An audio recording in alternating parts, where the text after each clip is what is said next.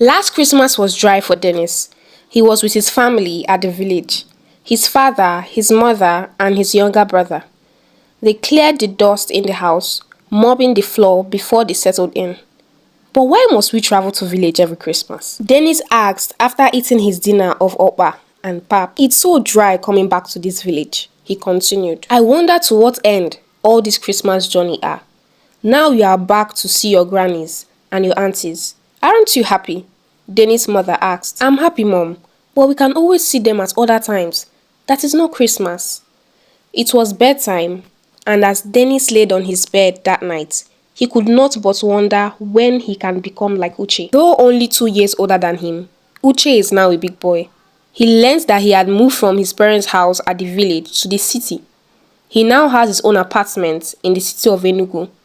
During Christmas, Uche will return to the village with his friends, stay in the hotel all through the Christmas holiday, and is often seen at events with his friends where they will spray money on the celebrants. This is the kind of Christmas visit Dennis likes. If only his Christmas visits will be like that of Uche. Last year Christmas, Uche was back with his Mercedes GLK. He drove around the village with his friends, with loud music playing from his car as they rode along the dusty village road. They would drink their wine in the car while dancing to the music. Dennis thought about how he could become like Uche. If only he can become rich like him, he muttered under his breath. He remembered their own journey back to the village of Akidi. How they stopped at the park and picked a keke bus to their village. His parents bargaining profusely with the bus driver. They stood for 30 minutes just bargaining as the keke man charged them 7,000 naira. His mother, Mrs. Nwaka, then threw her own bargain at the driver. This made Dennis ashamed.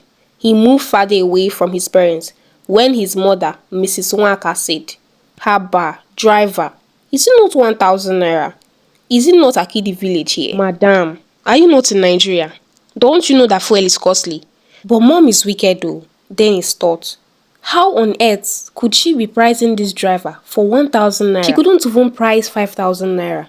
Rather, she went as slow as 1,000 naira. The driver left them there under the sun and went to sit down in front of his keke bus. He hanged his leg on the steering and lauded the volume of his music.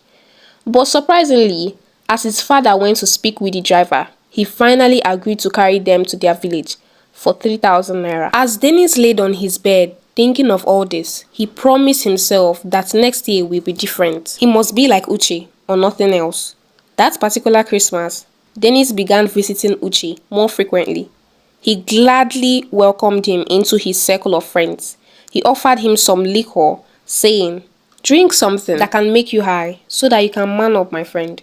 Money is for the strong in heart. Dennis laughed it off, saying, na money make crayfish bend. No be if you see money, you go begin drink liquor. Every morning that Christmas, immediately after taking his bath, Dennis will rush over to Uche's house. They will eat, drink, and dance to some music. Uche's friends were many young, vibrant folks, exactly what Dennis had been looking for. Dennis will stay with them till late at night. He will drink, smoke, and enjoy himself before coming back to his parents. He exchanged contacts with Uche and they became closer. All this while, Dennis' parents were worried about him. He's changed a lot, said his father. Whenever his father sends Dennis on an errand, he will become angry. You people think I'm still a child. That is why you're still sending me on errands like children. For your information, I've grown and I need that you accord me the respect I deserve. The 16-year-old Dennis had recently graduated from high school. He intends buying the JAMB form to take the entry examination into the university. But since his last Christmas visit to the village, his plans have changed. What is life without money? He asked himself. He resolved therefore to dedicate the year to making money. After making money, I can even forget about school. After all, the essence of going to school is to make money. Well, it is a good idea that you want to make money, Mrs. Nwaka said. But that will not prevent you from going to school.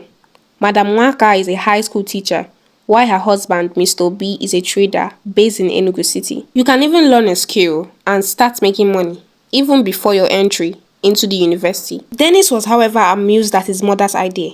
He mused over the thought for some minutes before he busted out laughing. This old school will never seem to amuse someone, he said. We are talking about making money that we'll use to paint the village red the next Christmas, and she's talking about learning a skill.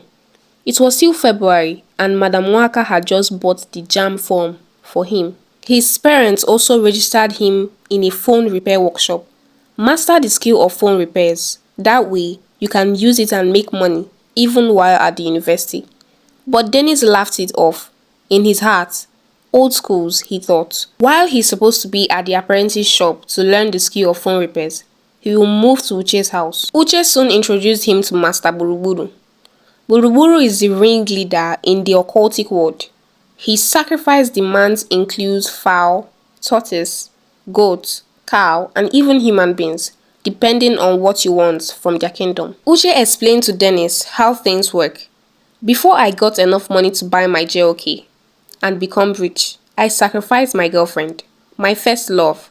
It was painful, but I had to, Uche said, shaking his head. How were you able to do that without anyone finding out? Asked Dennis. There is a place we bury them. After sacrificing them, their family will look for them, but after some time, the case will die down. But your girl must be coming from a far place, from Enugu, and none of her family members must know that she ever came. Not long after Dennis promised to bring a girl for sacrifice, he and Amaka met on Facebook. They exchanged contacts and they became friends online. Amaka was also a 16-year-old high school leaver whose parents are based in Abuja. They met in June, and before you knew it, Dennis began to shower her with lots of gifts. His mentor, Uche, gave him 20,000 naira to give to Amaka. It was Uche's own investment on the upcoming sacrifice. Dennis and Uche had agreed that they would share the money once Amaka had been successfully used for ritual. Every day, Dennis would stand in front of Uche's house, where he would take photos of himself in front of Uche's Mercedes GLK. He will post it on Facebook, saying, "Me at my beautiful mansion in front of my GLK." Amaka had put her hope on Dennis' promises. He promised to marry her and take her abroad. Why will you be running up and down to go to a Nigerian university when I can marry you and take you abroad to school there? Amaka was very happy. Dennis' promises gave her hope, and she stopped working hard as she used to. But there was one secret both Amaka and Dennis shared.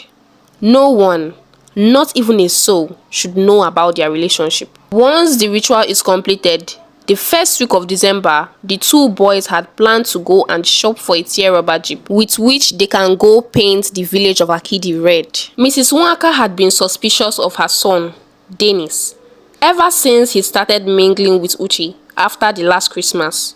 One day, she went to the phone repair shop where she had registered Dennis as an apprentice, but Dennis was nowhere to be found. His master, Mr. Kelechi, heartily congratulated Madam Waka, saying, "Congratulations, ma'am.